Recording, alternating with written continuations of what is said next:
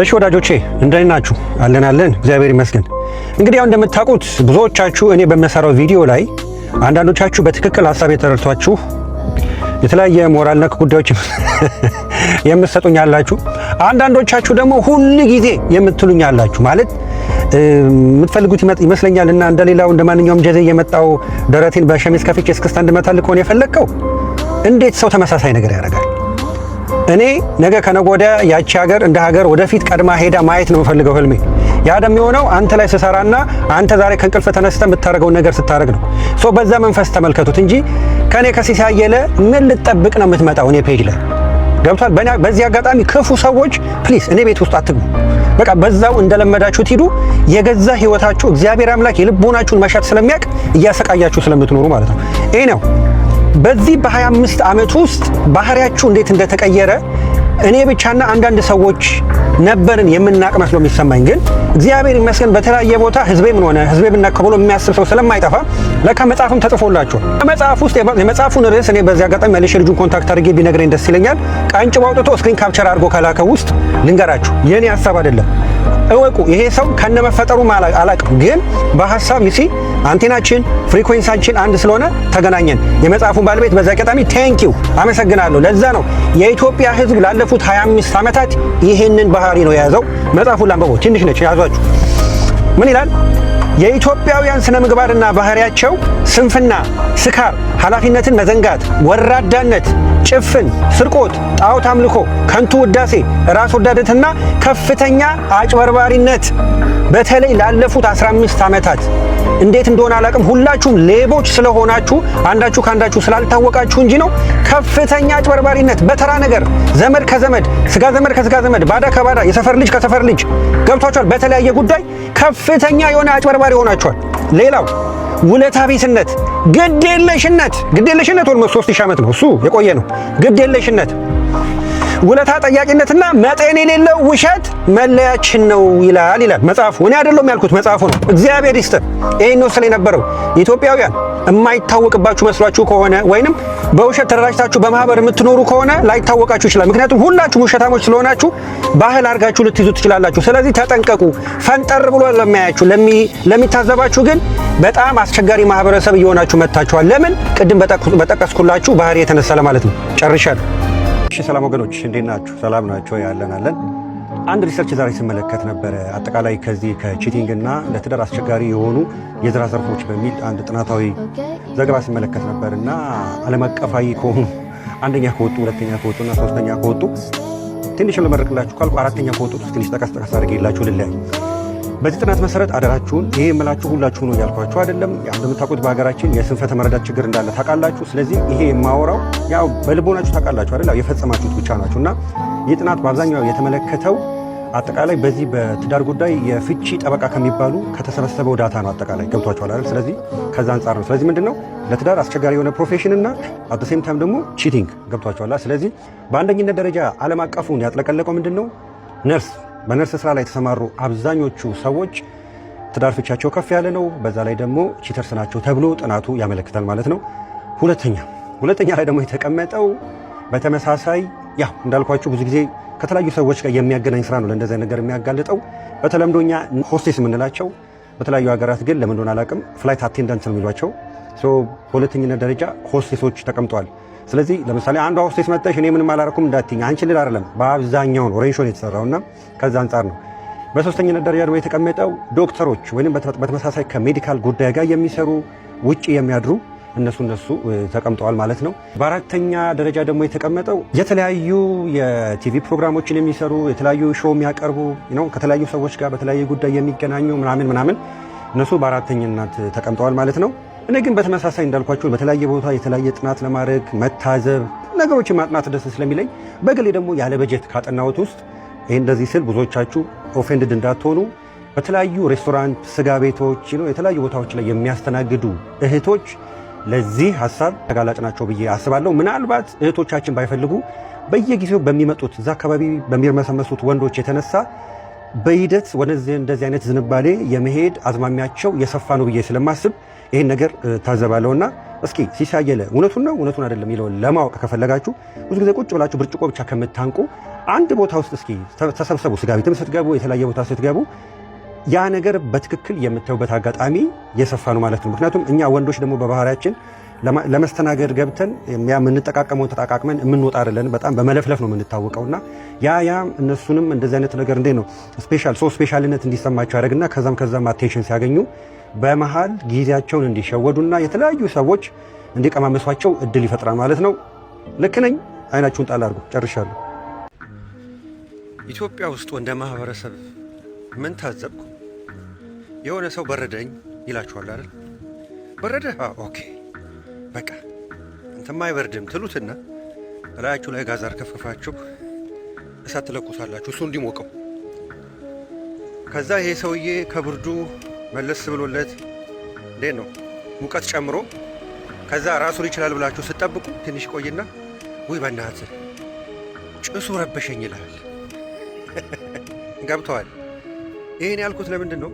ኢትዮጵያ ውስጥ በብዛት አንዳችንን ለመርዳት በምናደርገው ጥረት ውስጥ አንዳንዱ ይገርማቸዋል በመረዳቱ የራሱን ኮንፈርት ዞን እዛው ያቋቁምና ይቀጥላል በዛው። እናንተ እኮ እየተቃጠላችሁ ያላችሁት ከዛሬ ነገ እሱ የራሱ ሙቀት ፈጥሮ ካጠገባችሁ ዞር ይላል ብላችሁ አስባችሁ ነው ያን ነገር እያደረጋችሁ ያላችሁት። ግን ብዙ የኢትዮጵያ ሕዝብ አይገባው። ይሄንን በህይወታችሁ ውስጥ ራሳችሁ ፈልጉና የሆነ ቦታ ታገኙታላችሁ። ሌትስ ሴይ የሆነ ነገር ይኖራችኋል አይደል? ለምሳሌ በቤት ኪራይ አሁን ቤት ኪራይ ያለበትን ሁኔታ ታውቃላችሁና ብዙ ሰዎች ጋር ስሰማ እንዲህ አድርጌ እኮ ሳላስከፍል አስጠግቼው ምናምን ሲባባሉ የባሰ ሰንፎ ያችን ኦፖርቹኒቲ ተጠቅሞ እንዴት አድርጎ ገብቷችኋል? ኦኬ እቺን ታይም ቢያንስ የቤት ኪራይ ሳልከፍል እዚህ የቆየው ነው ራሴን ለመቻል ፋይናንሻል ስትሮንግ ለመሆን እድሉ ይኖረኛል ብሎ አይደለም ያስበው። እዛው የራሱን ኮንፈርት ዞን ሴታፕ ያደርግና የባሰ ሰነፎኑ ቁጭ የሚሉ በርካታ ታሪኮች ሰማለሁ። ስለዚህ ወገኖች አንድ ሰው በረደኝ ስትሏቸው ራሳቸውን ሲያቃጥሉላችሁ ጭሱ ረበሸኝ አይደለም ማለት ያለብን። ቶሎ ብለህ ይሄ ሰውዬ እየነደደ ነው ነዶ ማለቁ አይቀርም እኔም ደግሞ እስኪ የራሴን እሳት ላዘጋጅ ብለህ ተዘጋጅ።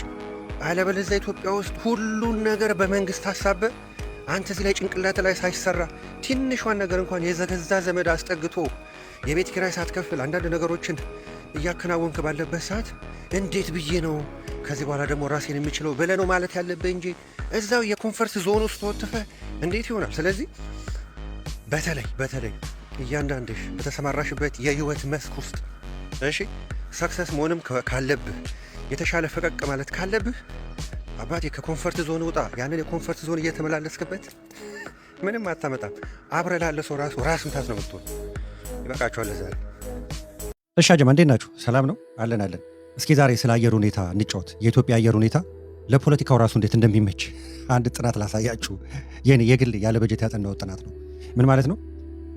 አውሮፓን ከሞላ ጎደል አብዛኞቹን አይቻችኋለሁ፣ አውቃችኋለሁ፣ ነድቼባችኋለሁ ብዙዎቹንና የአየር ጸባይዋን የአውሮፓንና የኢትዮጵያን የአየር ጸባይ እንዴት ነው ሳነጻጽረው ኢትዮጵያ ብዙ ጊዜ አይታችሁ ከሆነ ላለፉት 3000 ዓመታት ጀምሮ ሽፍታ ይሄ ጎሪላ ፋይተርስ ምናምን አይጠፉም። ለምን ይመስላችኋል? የፖለቲካው ሙቀት ብቻ እኮ አይደለም። ታውቃላችሁ አይደል? ኢትዮጵያ አየሯ በጣም ደስ ይላል። ታውቃላችሁ አይደል? ማለት ደስ ይላል ስላችሁ ላይፍ ሳፖርት የሚያደርግ አየር ነው ያለን ከሞላ ጎደል እና ብዙ ጊዜ አይታችሁ ከሆነ ኢትዮጵያ ውስጥ አሁን በሌሎች ሀገሮች አሁን ዝንብ በራሪ አካላት ምናምን አታዩም። ምናልባት እኮ የሀገር ንጹህ ሆኖ እንዳይመስላችሁ ወይ ስለጸዱ ነው ብላችሁ እንዳታሰቡ። አጠቃላይ የከባቢው አየር ወይም አትሞስፌሩ ወይም በዛ አካባቢ ያለው ከባቢ አየር ለተፈጥሮ ብዙ ጊዜ አይመችም፣ ማለት ለነፍሳት አይመችም። ሰዎች በራሳቸው መንገድ ነገሮችን አስተካክለው ኦፍኮርስ ሁላችንም ኢትዮጵያም ያለ ነው ውጭ ሀገርም ያለ ነው ኦፍኮርስ ኦክሲጅኑን እንተነፍሳለን። ግን እንዴ ብዬ ላስረዳችሁ መሰላችሁ? አሁን ለምሳሌ አውሮፓ ውስጥ ለ5 ዓመት ለ15 ዓመት እንደ ወያኔ ለ18 ዓመት ለ19 ዓመት እንደነ ማነው ስሙ እንደ ሻቢያ 40 ዓመት ምናምን መቆየት አትችሉም ፋይት እያደረጋችሁ። ቢኮዝ አየሩ ወይ በጣም ቀዝቃዛ ነው ከድሮ ጀምሮ። አሁን ከቅርብ ጊዜ ወዲህ የግሎባል ዋርሚንግ እንዴት ነው መቀየር የአየር ሁኔታውን ወደ ሙቀት አመጣው እንጂ ምን አልፋችሁ በአጭሩ ብቻ የአውሮፓ አየር ለሽፍታም ለተባይም አይመችም። አንዱ ነው የምላችሁ ገብቷችሁ ከፖለቲካው ባሻገር። ለምሳሌ አውሮፓ ውስጥ የሆነ ሰዎች አኩርፈው በቃ ጠመንጃ ይዘው ጫካ ቢገቡ ቢቆዩ 6 ወር ነው አየሩ አይመችማ። እኛ ሀገር ግን ተው የፖለቲካ ሀሳብ አንስተ እንዲሁ አይቼ ፊት ደበረኝ ብዬ እኔ ጫካ ገብቼ መኖር እችላለሁ። ብቻ አጠገቤ ኩሬ ወይ ውሃ ሰምቲንግ በቃ ወራጅ ውሃ ነው የሚያስፈልገው። ለምን አየሩ ዌልካሚንግ ነው፣ ሃቢተብል ነው። ገብቷችኋል? አይደለም ለሽፍታ ለተባይም ይመቻል። if you get my point so ብዙ ጊዜ እኛ ኢትዮጵያውያን ጸባያችን ብቻ ሳይሆን አየራችንም ተደማምሮ ነው ሁሌ 3000 ዓመት ሙሉ ሽፍታና የጎሪላ ፋይተርስ የማይጠፉት ልላችሁ ብዬ መቼም ይገባችኋል ብዬ ተስፋ አደርጋለሁ። እስኪ ትላላችሁ። አያችሁ አውሮፓ እንደዚህ የለም። አኩርፈህ ብትሄድ የትም አትሄድም። ራሱ ብርዱ ሲጠዘጥዝ በቃ እባክህ በረደኝ ብለህ ትመጣለህ። ይሄን ያልኩበት ምክንያት ምን መሰላችሁ? ትናንትና የደብረ ማርቆስ ኤርፖርት ተመረቀና የደብረ ማርቆስ ኤርፖርት ይሄን ያህል ትልቅ ሆኖ አይደለም። አብይ እዛ የሄደበት መንገድ ሜሴጅ ለመስጠት ነው እንጂ አብይ ስንት ትላልቅ ፕሮጀክት የሚያስመርቅ ወደፊት ደግሞ በአፍሪካ ግዙፉ ከዓለም አቀፉም እንደውም ወደ 7 ሚሊዮን ፓሴንጀርስን የሚያሳፍረው የኢትዮጵያ አየር መንገድ ያው እዛ ደብረዘይት ቢሾፍቱ የሚሰራውን የሚያሰራ ሰውዬ ያችን ቢጥ አውሮፕላን ማረፊያ ሊያስመርቅ ሄደ ይመስላችኋል? ይኸውላችሁ ወገኖቼ እኔ ከሌሎቹ ጋር ቁጭ ብለን ልንነጋገር እንችላለን። እውነቴን ነው የምላችሁ ከሌሎቹ ጋር ለምን አበሻም አይደለው እኔ ማውቀዋለሁ። እኔ ደግሞ እንደምታውቁት በቃ እንደዚህ እያገላበጥኩ ማጠናችሁ አሁን ይሄ ስልኩ ምን አይነት ስልክ ነው ብዬ እንደዚህ እያገላበጥኩ እንደምታዩት አይነት ነገር ማለት እያንዳንድን አበሻ እንደዚህ እያገላበጥኩ ነው ማለት ባህሪን፣ አመለካከትን፣ አስተዳደግን በቤተሰብ ፍቅር ነው ወይ ያደገው፣ የት ነው ያደገው፣ አባቱ ነገሮችን አመቻችቶ ነው ወይ ሚስኮል የጠራለት ምናምን ገብቶ ሁሌ መጨቀጨቃችሁ ማለት ነው። አብዛኞቻችን ብዙ ጊዜ ልክ እንደተወለድን መንግስት ነው የምናፋጥጠው። መንግስት ነው እንዲያስረገዘ በነገራችን ላይ በየትኛውም የመንግስት ስርዓት ያላችሁ ሰዎች ያስረገዘ እኮ የገዛ አባት ነው። አባትን ፊት ለፊትና አይኑን እያየው ጠይቀው ምን አስበህ ነው እንደዚህ ሆኖ የጠራኸኝ? ምንድን ነበረ እንደ አንተ አትበቃም እንደዛው ፍዳን ለምን አትበላም ለምን አትለው? አሁን ብዙዎቻችሁ በእኛ ትሬንድ ውስጥ የተለመደው ትወለድና ሮጥ መጥተህ መሪን ኦፍኮርስ ያች ሀገር በመሪ ነው የምትመራው። ሲስተም ያስፈልጋል፣ ተቋም ያስፈልጋል። የለም አባቴ 40 ዓመት 50 ዓመት 60 ዓመት ተቋም መገንባት ሲገባው አልቤርጎ ነው ሲገነባ የነበረው ገባ። ስለዚህ ከሱ ጀምር ገብቶሃል አይደል? ይሄን የምላችሁን ብዙዎቻችሁ እንደዚህ ስላችሁ ምን ለማለት ፈልጎ ነው የምትሉም አላችሁ። ሀቁ ግን ይሄ ነው። ኦኬ አቁ ይሄ ነው። ይህንን ስናቅ ነው ወደፊት ለመጓዝ መንገድ የሚያሳየን እንጂ አሁን እንደዚህ ስትባለው እናንተ ልክ በቃ አሁን ያለውን መንግስት ፕሮቴክት እያረኩኝ ይሄ እናንተ እንደምትሉ ሰቸ ኢዲየት ፒፕል አላችሁ ካድሬ ምናምን ትላ አይደለም። ወደ ገደለው ሂድ። የመከራ ጊዜ አጥሮ ማፋጠጥ ካለብህ ከወላጆች ጀምር። ምን አስበን አሁን ራሱ እኮ ትችላለህ አይደል? ያው ለምሳሌ ከዓመት ወደ የተፈጠርከው ምን አስበን በዚህ ኑሮ ውድነት የደወልክልኝ እንዴ? መጀመሪያው ነገሮች ለምን አላስተካከልክም ብለህ ለምን አትልም? ተወልደህ ትመጣለህ። ወላጅና አባትና እናትን ተረሳና ሮጠህ መጥተህ መንግስት ላይ መንግስትም ያለው እንዳንተ ነስ ምን አዲስ ነገር አለ? ስለዚህ የመከራ ጊዜ እንዲያጥር እኛ አፍሪካውያን የሚያስፈልገን ሮሮ አይደለም። የሚያስፈልገን ጭንቅላትና ተቋም ኢንስቲትዩሽንስ እንዲገነባ የበኩልን ጥረት አድርግ። የኔ እናንተ ጊዜ አልፏል። እሺ የኔና ያንተ ጊዜ አልፏል። ይሄ በዚህ እወቁ። እውን አንተ ለምትወልደው ልጅ እውን የምታስብ ከሆነ ካሁኑ ቢያንስ ልጆች በጥሩ ተቋም ላይ እንድትቀበላቸው ራስን አዘጋጅ። ይሄ ከቤተሰባችን ራሱ ይጀምራል አለን። አሁን ለምሳሌ ሚስት እንዳረገዘች ታውቃለህ አይደል? ሚስት እንዳረገዘች አሁን ላይ እንደምታውቀው ጾታ ሁሉ ይለያል። ልጅ ከመወለዱ በፊት ብዙዎቻችን እንደው የመጨረሻ ላይ መጥተህ ጤና ጣቢያ ሄደህ ጮኸ ምናምን ልጁ እስኪወጣ የሚዘጋጅ ቃለ የለም። እኔ እኮ ስለምከታተልሽ ምያቸዋል መጀመሪያ አጠናቸዋለሁ። አንድ ነርስ ስጠይቃት ምን አለችኝ? የመንግስት ሆስፒታል ሄዳችሁ የምትወልዱ አሁን ለምሳሌ በስነ ስርዓት እንትን ነው የምትመስሉት እየደጋገማችሁ ስታረግዙ እና ሄዳችሁ ጤና ጣቢያ ስትወልዱ እባክሽን ቁጭ በይ እባክሽ እዚህ ጋር እግርሽን ክፈች የምትባሉ ነው የምትመስሉት ስታረጉት ያን ነገር ማለት ነው። እያረገዛችሁ ተመልሳችሁ ስትሄዱ እያረገዛችሁ እንደ ስትነግረኝ እኮ ያለ መመነጫጨቅ አለች። ተገቢ ነው እያልኳችሁ አይደል? ግን እንደዛ እንኳን እነሱም እኮ ከሚከፈላቸው ደግሞ አንጻር ከድካማ አትፈርዱባቸውም። ሲያመነጫጭቋችሁ እግርሽን ክፈች ምናምን ስትባይ እናንተም አትማሩማ። እንደዚህ ተብያለሁ ብላችሁ በሁለተኛው አትቀሩም። ያኛውን ቤት ታስቀምጡና እንደገና ስፖንዳ ጭናችሁ ትመጣላችሁ። አያችሁ እንዴት እንደሚያዝ። እኔ አሁን እነዛን የጤና ባለሙያዎችንም ለመውቀስ እንትን እላለሁ። ገብቷችኋል? ለምን ሰለቻቸውን እናንተም አታረፉማ። እነሱንም ቢዚ ያደረጋችኋቸው ወይ በስነ ስርዓት ታክስ ከፍላችሁ እነዚህ የጤና ባለሙያዎች በቂ ደሞዝ ተሰጥቷቸው በዛው ልክ ደግሞ በቂ የሚያመርት እዛ ጋር ህዝብ ኖሮ አስታውሶ አሁን ይሄ ልትከል ከነገ ወዲያ ይሄ ልትከል ብሎ አስተዋይ ገበሬ ቢኖር ገብቷችኋል እንዴት እንደሚያዝ። ኦኬ እዛ ጋር አስተዋይ አሁን ለምሳሌ አሁን ነጮቹ ሁሉም ጋር የስራ ድርሻውን የሚወጣ አስተዋይ ዜጋ አለ። እንደ ገበሬው ገበሬ፣ እንደ ባለስልጣኑ ምናምን ነው። እኛ ጋር እንደዚህ የለም ታውቃላችሁ። ለዛ እኮ ነው የኑሮ ውድነቱ ምኑ። ምክንያቱም ሁሉም በተመደበበት የስራ መስክ ካልተነገረው የሚንቀሳቀስ የለም። መንጌ እንዳለው የግድ ከኋላ እየወጋ ነው የምታንቀሳቀሰው። ገበሬውንም ዛሬ ይህን ዘርታል በሚመጠለው ይህንን እንዳዘራ ምናምን፣ ምክንያቱም የምርቱ እንትን ሊቀንስ ይችላል ተብሎ የሚተነትን የለም። ልክ ከዛ አካባቢ የምርት ኤክስቴንሽን ተቋማት ሰራተኞች ዞር ካሉ እሱም አርፎ አገጩን ይዞ ይቀመጣል። ወይንም ስንዴ ይዘራ ከሆነ ስንዴውን አቁሞ መልሶ ጫቱን ይዘራል። ገብቷል አይደል? ጉዳይ የተያያዘ ነው። እላይ ዝም ብላ ታፍጥ እዛው አጠገብን ያለው ገባችሁ? ከዚህ አንጻር እዛ ቦታ ላይ የምትሰራ የጤና ባለሙያ አንተ እንደዚህ 5-6 እያረገስክ እየመጣ እሷ እዛ ጋር ጮሃ ወጣ መጨረሻ ላይ የሚበላ ማትቀምስ እዛ ጋር አስተዋሽ ገበሬ ከሌለ ጠንክሮ እህል ወርዶ እንዲሸጥ አድርጎ የሚሰራ ከብዛት ላትርፍ ብሎ የሚንቀሳቀስ ገበሬ የሌለበት ሀገር ከሆነ አይመራትም። አያችሁ አይደል? እያንዳንዳችሁ በእያንዳንዳችሁ የጫማ ውስጥ ስለማትራመዱ ነው ሁላችንም ተያይዘን ገደል የገባ ነው ማለት ነው። ስለዚህ ችግራችን ምንድን ነው? ጥልቅ ነው። ጨርሻለሁ። እሺ አጀማ እንዴት ናችሁ? ኢትዮጵያ ውስጥ ያሉ የመኪና አሽከርካሪዎች ለምን እንደምወቅሳችሁ በዚህ አጋጣሚ ያው ልንገራችሁ። ተመልከቱ። አሁን እኔ የዳሩን መስመር ይዤ እየነዳው ነው። ከፊት ለፊቴ እንደምታዩት አሁን ሁሉም ወደ ቤቱ እየገባ ስለሆነ ብዙም የተጨናነቀ እንትን አይደለም። ስለዚህ አሁን ተመልከቱ። እኔ መስመርን ጠብቄ ነው የምነዳው።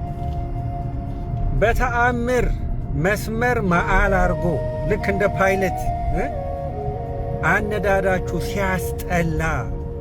አንድ በእርግጠኝነት ይኸውላችሁ፣ በእነሱ ኮንፊደንስ አለኝ። አንድ መስመሩን ሳይጠብቅ የሚነዳ አሽከርካሪ የለም እዚህ ሀገር። እኔ በመስመሬ እርግጠኛ ነኝ። ዘለው አይገቡብኝም። ዘለው ከገቡም ይነግሩኛል። ፍሬቻ በተለምዶ እዚህ ሀገር ኢንዲኬተር ይባላል። ልገባ ነው ይሉኛል። በሆነ አጋጣሚ መንገድ ላይ ካለ አሳያችኋለሁ። ኮሚኒኬት እናደርጋለን በፍሬቻ። ከዛ እኔ አሁን እኛ ሀገር የፊት ሄድ ላይ ስታበሩ ዋኗ እንዳትገባ ምናምን ነው። እዚህ ሀገር ግን ፈቅጄልሃለሁ ግባ ማለት ነው። ስለዚህ ፍሬቻ ያበራሉ ማለት ነው። አሁን ለምሳሌ እዛ ጋር አንዷ ያው በስኮተር እየመጣች ነው። በጊዜ ነው መሻሻት ጎመን በጤና ትልና የመሀል መስመር ትይዛለህ ማለት ነው። ይኸው እሷ እዚህ በስኮተር እየየው እያለች ነው። ስለዚህ አሁን ተመልከቱ፣ ሁሉም ይሄ መስመር ላይ ልክ እንደ አውሮፕላን ልክ እንደ አባታችሁ እኮ የሁላችሁም አባት ፓይለት ነው ይመስል እንዴት አድርጋችሁ እንደምትነዱ ዳስ ዋይ ኮስ ዩ ጋይስ ሰው አኖ የምታደርጉ ይለዛ።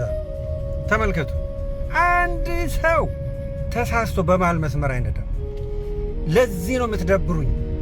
ይሄን አይቶ ለመጣ ሰው ዩ ጋይስ ሶ አኖይ ነው የምታደርጉት ሰው። በቃ ተመልከቱ።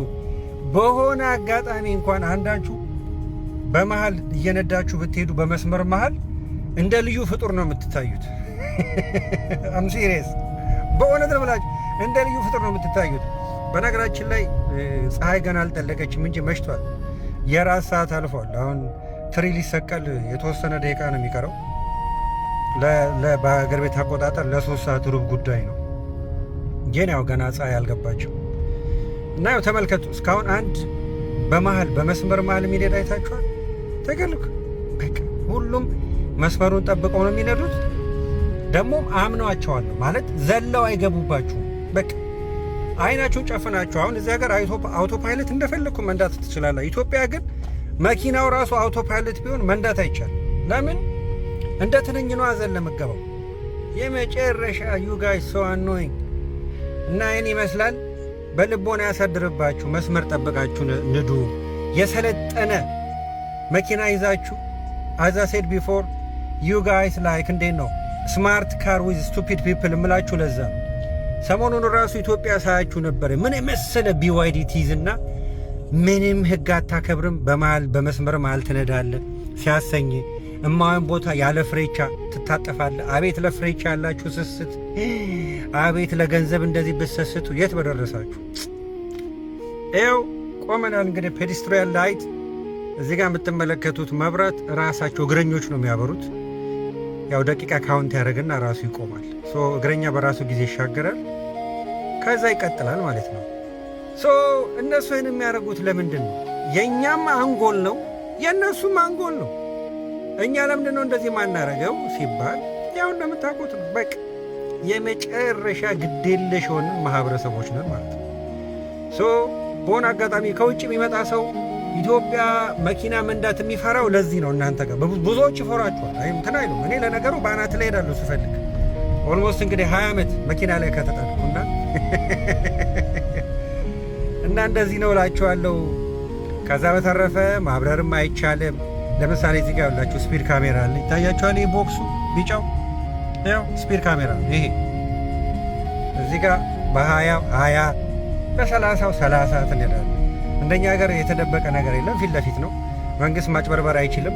ፊት ለፊት እዚህ ጋር ካሜራ አለ ብሎ የመናገር ህግ ያስገድደዋል። እንዳስ በቃ መስመርን ጠብቀህ ትነዳለህ። አይነን ጨፍኜ እነዳለሁ። ምክንያቱም አምናችኋለሁ። መጥተው እኔ ጋር አይገቡም። እንደ ቢምቢ እናንተ ናችሁ የሰው ቢምቢ ሁላ።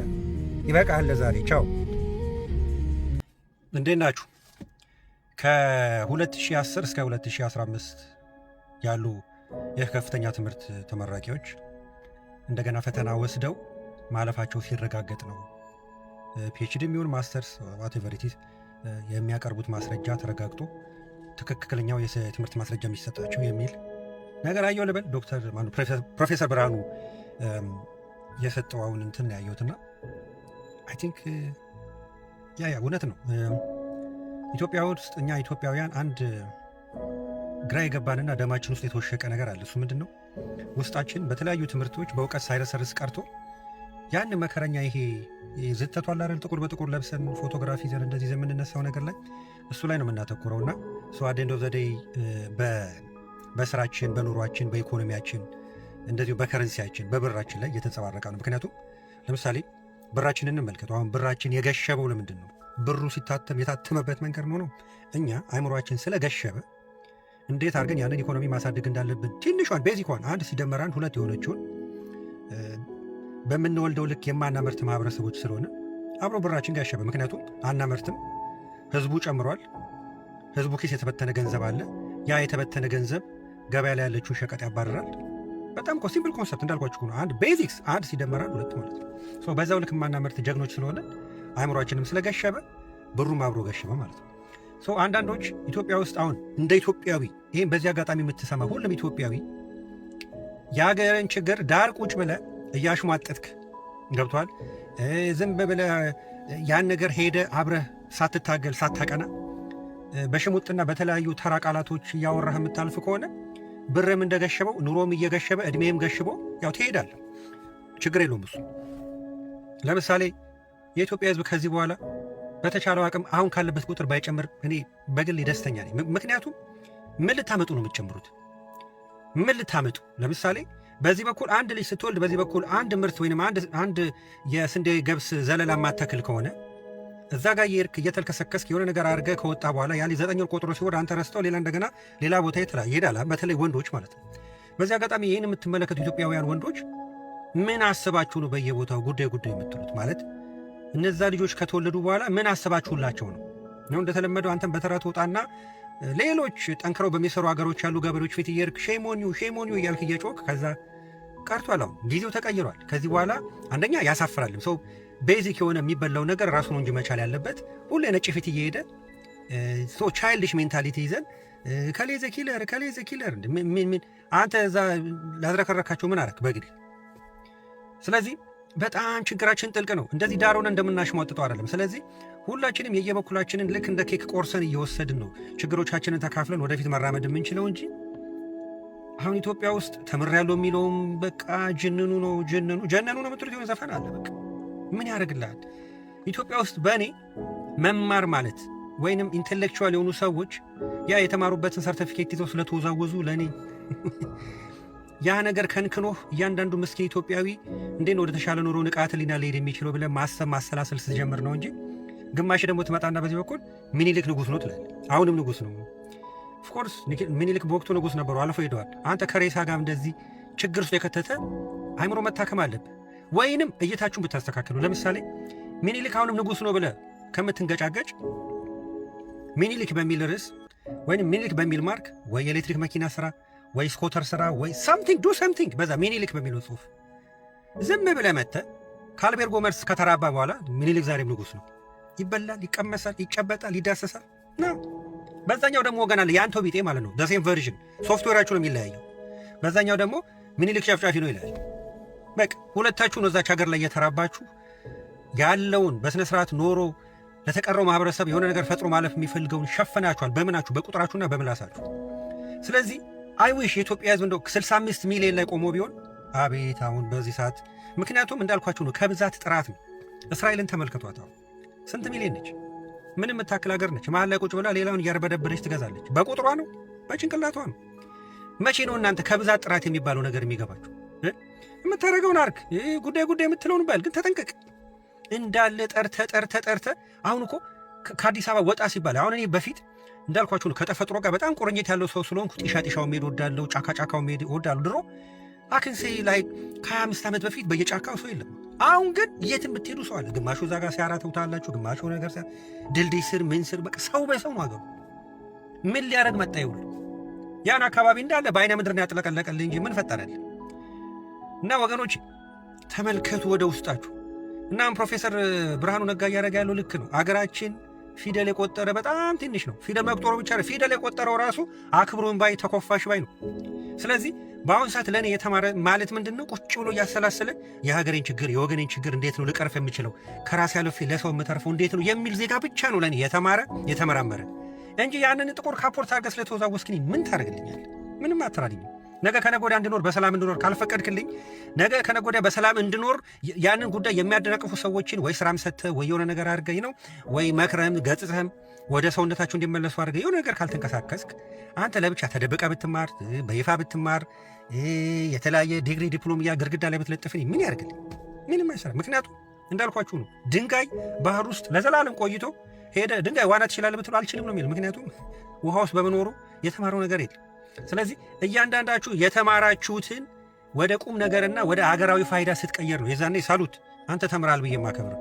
አለበለዚያ ደርድረው ይዘው ዞር ምን ያደርግልኛል? እንደ ሳምሶናይት ለራስ ነው ብትማር ባትማር ለእኔ ምን ያደርግልኝ? ያ ነውና ፒስ ጨርሻለሁ። ገለቴ ይህን ቪዲዮ ሼር አድርገሽ ሼር አድርገ እኔ ምንም የምጠቀመው ነገር የለም፣ ግን እናንተ ወደፊት የምትጠቀሙት ነገር ይኖራል። በአስተሳሰብ በአመለካከት ነው። ከዛ አንጻር ነው እና እንጂ የሲሲ አየለን ቪዲዮ ሼር አረክ ሪፖስት አረክ ምናምን ሁሉ እንደሚጫጫው የሆነ ነገር አንድ ዘዴ መጨረሻቸው ገንዘብ ነው። ኦልሬዲ እግዚአብሔር ይመስገን አንድ እንጀራ ነው እየበላሁ ሰው ለምንድን የምትገበግቡ ለምንድን የምንለማመጥ?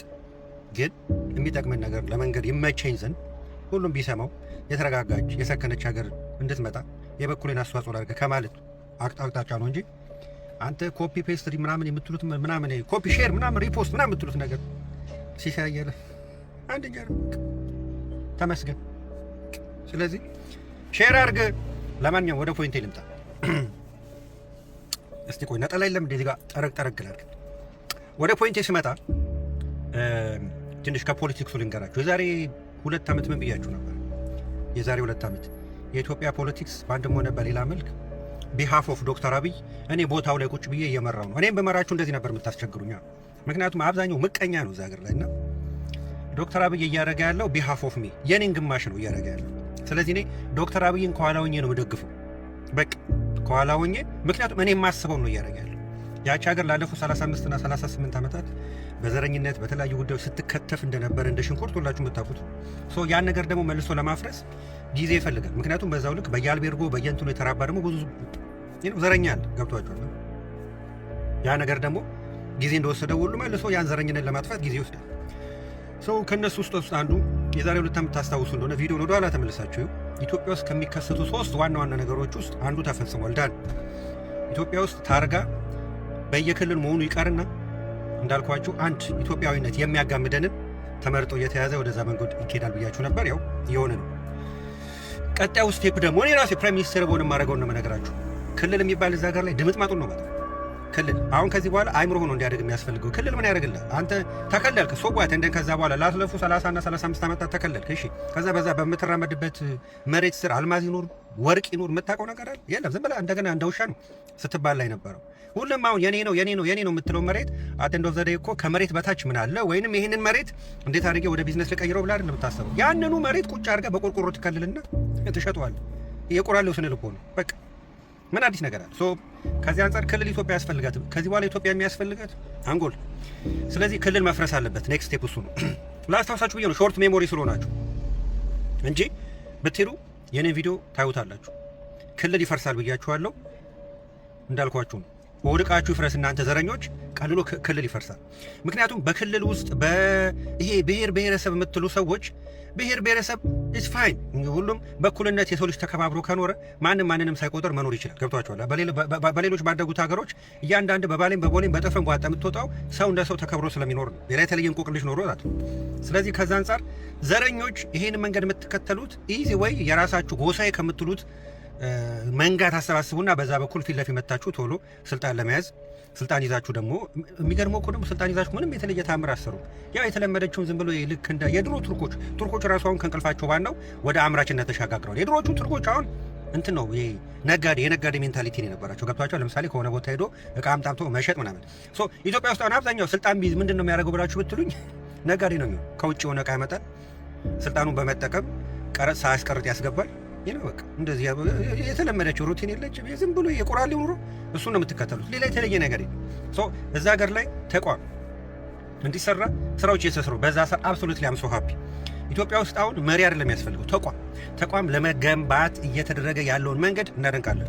ለምሳሌ ላለፉት 15 ዓመታት እንግሊዝ ሀገር ውስጥ ወደ 10 ጠቅላይ ሚኒስትሮች ተቀይረዋል። 10 በጣም ብዙ ነው። በ10 ዓመት ውስጥ ልበላችሁ የሁሉ ጠቅላይ ሚኒስትር በጣም ብዙ ነው። ስልጣናቸውን እየለቀቁ ግን ሀገሪቱ አሁንም አለች። ለምን?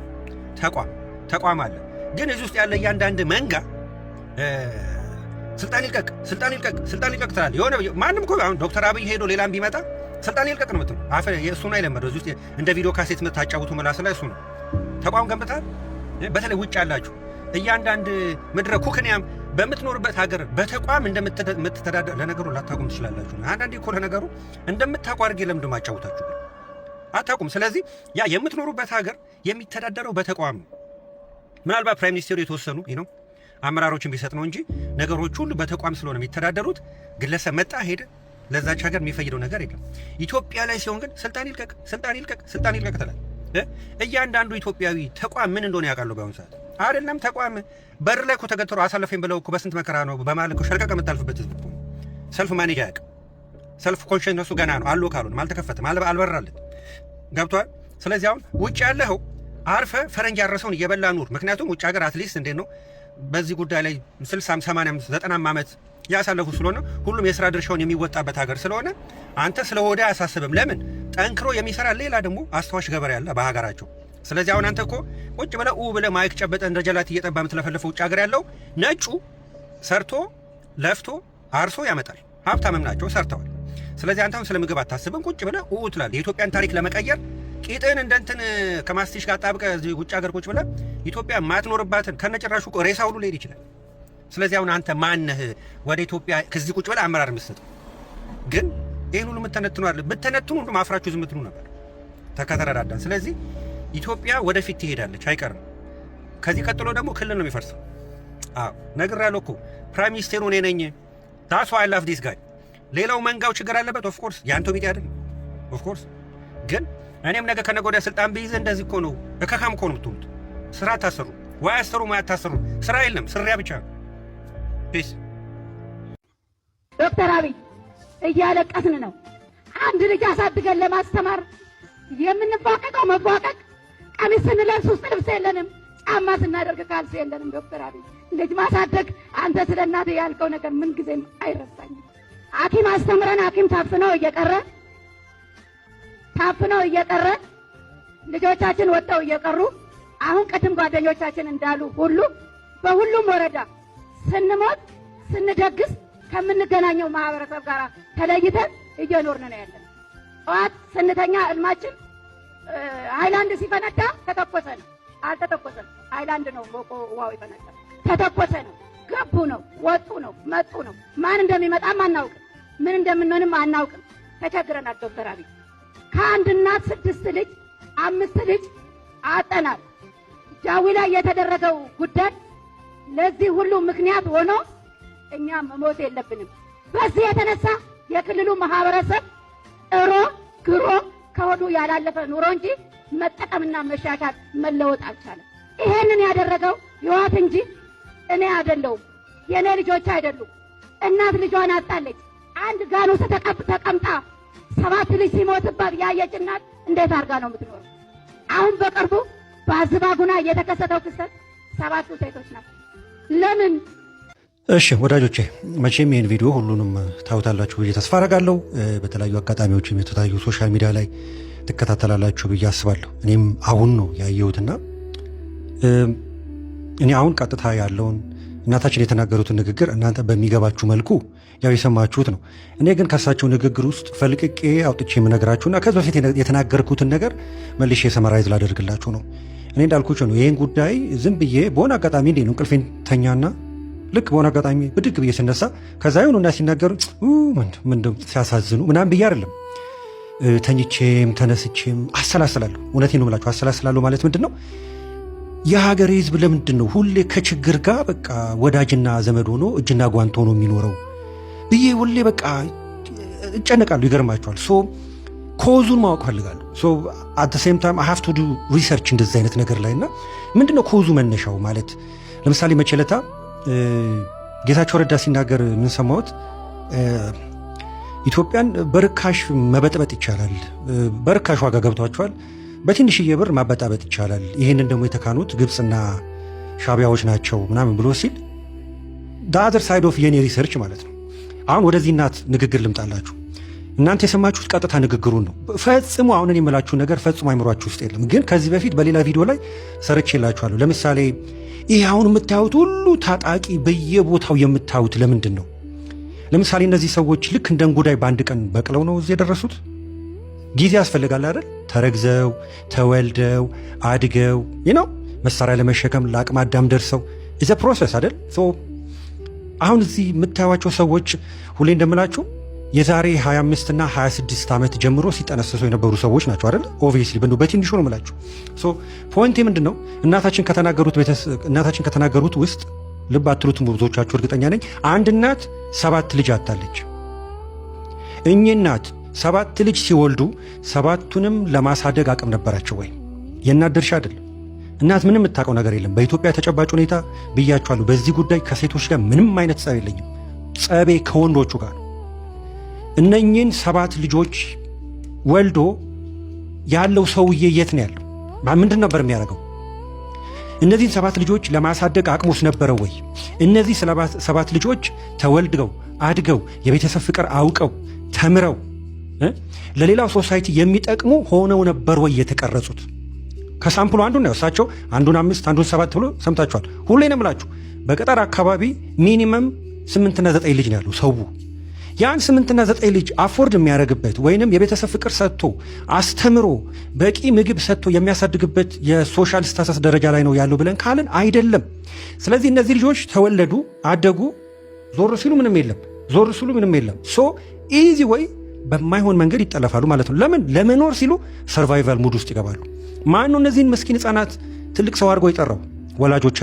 ወላጆቻቸው ምን አስበው ነው እነዚህ ሰዎች ሁሉ የጠሩት? ማለት ሰብሰብ ብለው ወይስ ለመገንጠል ነው? ገብቷቸዋል? ወይስ በስነ ስርዓት እንደ ማንኛውም ሰው የቤተሰብ ፍቅር ሰጥተው አሳድገዋቸው ለሀገር እንዲጠቅሙ ነው? አይታወቅም። ገብቷቸዋል? አሁን እኛ እችን ጉዳይ ሲሪየስሊ ካልተጫወትንበት እመኑኝ አገራችን ላይ እንደው ነዳጅ እንደው ቡልቅልቅልቅልቅ እያለ ቢወጣም ፖይንት የለው። ገብቷቸዋል? ፖይንት የለው።